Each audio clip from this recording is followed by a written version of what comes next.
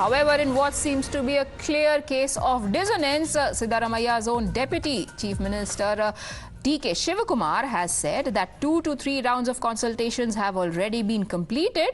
In fact, the final list is to be sent to Delhi after their meeting slated for Tuesday. ಮಂಡಳಿ ವಿಚಾರದಲ್ಲಿ ಯಾರೇ ನಾನು ಸಿದ್ದರಾಮಯ್ಯನವರು ಸುರ್ಜೇವಾಲಾ ಅವರು ನಾವು ಮಾತಾಡಿದ್ವಿ. ಅವರೆಲ್ಲ ಒಂದು ಪಟ್ಟಿ ಮಾಡ್ಕೊಂಡಿದ್ದಾರೆ. ಪಟ್ಟಿಯೆಲ್ಲ ಕಂಪ್ಲೀಟ್ ಲಿಸ್ಟ್ ಸಬ್ಮಿಟ್ ಮಾಡಿದ್ವಿ. ಅವ್ರು ತೆಗೆದುಕೊಂಡು ಡೆಲ್ಲಿಗೆ ಹೋಗಿದ್ದಾರೆ. ಬಹುಶಃ ಇವತ್ತು ಲಾಸ್ಟ್ ಡೇ ಕ್ಯಾಂಪೇನಿಂಗ್ ಅಲ್ವಾ, ಇವತ್ತು ನಾಳೆ ಕ್ಯಾಂಪೇನಿಂಗ್ ಎಲ್ಲ ಕ್ಲೋಸ್ ಆಗ್ತದೆ. ಕೂತ್ಕೊಂಡು ಮಾತಾಡಿ ಅಲ್ಲಿಂದ ಚೀಟಿ ಅವರು ಲಿಸ್ಟ್ ನ ಕಳಿಸ್ಕೊಡ್ತಾರೆ. ಆಲ್ಮೋಸ್ಟ್ ಅವರು ಒಂದ್ಸತಿ ನೋಡ್ಬೇಕು, ಯಾಕೆಂದ್ರೆ ಎಲೆಕ್ಷನ್ ಟೈಮಲ್ಲಿ ಕೆಲವರಿಗೆ ಮಾತು ಕೊಟ್ಟಿರ್ತಾರೆ. ಅವರು ಮಾತು ಕೊಟ್ಟಿದ್ದಂತ ಸಂದರ್ಭದಲ್ಲಿ ಹೈಕಮಾಂಡ್ ಯಾರಿಗೆ ಏನೇನು ಹೇಳಿದ್ರು ಅದೆಲ್ಲ ಸ್ವಲ್ಪ ಸೀನಿಯಾರಿಟಿ. ಬಟ್ ಒಂದು ಮಾತ್ರ ಕ್ಲಿಯರು, ನಾನು ತಮ್ಗೆ ಹೇಳೋದು, ಫಸ್ಟ್ ಟೈಮ್ ಅವ್ರಿಗೆ ಯಾರಿಗೂ ಇಲ್ಲ ಈ ಲಿಸ್ಟ್ ಅಲ್ಲಿ. ಫಸ್ಟ್ ಟೈಮ್ ಅವ್ರು ಯಾರಿಗೂ ಕೊಡೋದು ಬೇಡ ಅಂತ. ಅಸೆಂಬ್ಲಿಗೆ ಟಿಕೆಟ್ ಕೊಟ್ಟವ್ರಿಗೆ ಈ ಟೈಮಲ್ಲಿ ಇಲ್ಲ.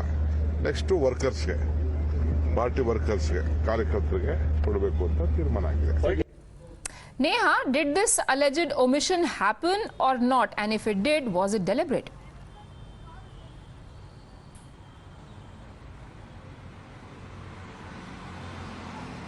Well, you know, one thing that's quite certain is that as far as the appointments of the board and corporation chairman in the state of Karnataka is concerned, you know, there has been, of course, a lot of back and forth within the party. We've seen a lot of infighting within the party. We've seen names of, you know, people who were, of course, hopeful to, you know, become possibly chairman over there. We've seen aspirants as well coming out and speaking to us also.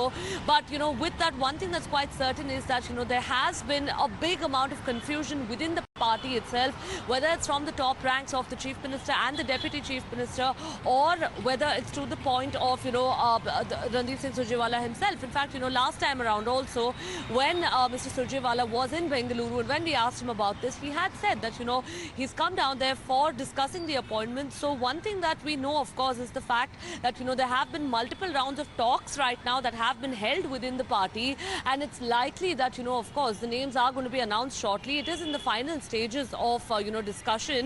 So we'll really, of course, have to wait and see as to when, you know, all of course, the leaders are going to be towing the same line, and when we're going to be, you know, of course, seeing one voice coming through from the Congress party in the state of Karnataka. But, you know, having said that, one thing that's also quite certain is the fact that there are many aspirants right now for these positions of the chairman of the boards and corporations, and likely that, you know, with all of them possibly not being able to be accommodated, we'll really have to wait and see how that pans out now going for the party. Meanwhile, looking at this crisis in Congress ranks, the BJP is predicting a downfall for the grand old party. Listen in.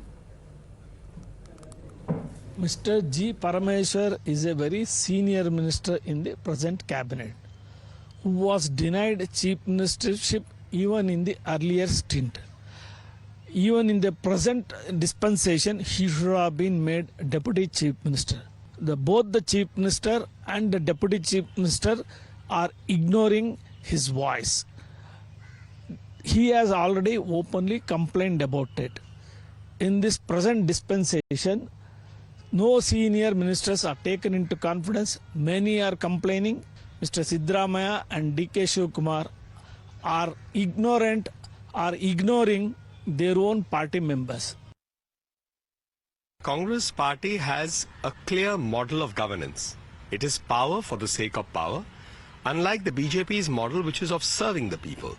And in the Congress, state after state, we see an internal war between its leaders fighting for power. We saw it for 5 years in Rajasthan between the two leaders. We saw it reflected in the media between the leaders of Madhya Pradesh. We've seen it happen in Chhattisgarh for 4.5, 5 years. And now in Karnataka, on a regular basis, we see the leaders fighting. This shows that the Congress only wants to be in power for the sake of power, with no agenda to serve the people or meet the promises they made in the election.